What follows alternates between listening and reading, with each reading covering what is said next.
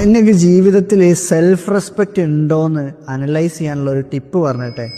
ഞാൻ പറയാൻ കാരണമോ, സെൽഫ് റെസ്പെക്റ്റ് ഉള്ള ഒരാളാണോ എന്ന് അറിയണമെങ്കിൽ നിങ്ങൾ ഒറ്റൊരു കാര്യം മാത്രം ശ്രദ്ധിച്ചാൽ മതി. എന്തെന്നറിയോ, നിങ്ങൾ നിങ്ങളുടെ ലൈഫിൽ എടുത്തിട്ടുള്ള കുറേ പ്രോമിസസ് ഉണ്ടാവും. ചില നല്ല കാര്യങ്ങൾ തുടങ്ങാനും ചീത്ത കാര്യങ്ങൾ നിർത്തി വെക്കാനുള്ളത്. അത് നിങ്ങൾക്ക് ലൈഫിൽ ഫോളോ ചെയ്യാൻ പറ്റുന്നുണ്ടോ എന്നൊന്ന് അനലൈസ് ചെയ്താൽ മതി. ഇപ്പോൾ ചിലപ്പം എന്തെങ്കിലും ദുശ്ശീലങ്ങളായിട്ടുള്ള സ്മോക്കിംഗ് ആയിരിക്കാം, മദ്യപാനമായിരിക്കാം, വേറെ എന്തെങ്കിലും ആക്ടിവിറ്റീസ് ആയിരിക്കാം. അത് ലൈഫിൽ നിന്ന് ഒഴിവാക്കുന്നതായിരിക്കാം.